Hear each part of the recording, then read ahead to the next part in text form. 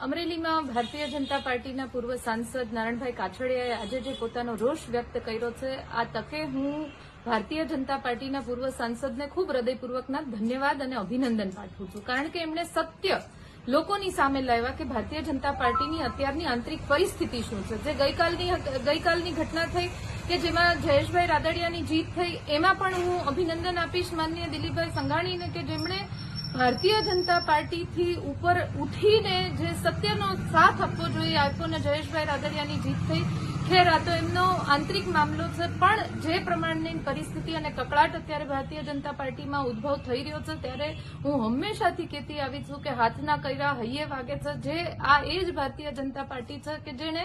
કોંગ્રેસ પક્ષને ભાંડવામાં કંઈ બાકી નથી રાખ્યું. ત્યારે અત્યારે જયારે એમની પરિસ્થિતિ એ જ સ્તર સુધી જઈ રહી છે, એ જ જે પ્રમાણેના સ્ટેટમેન્ટ કોંગ્રેસ પાર્ટી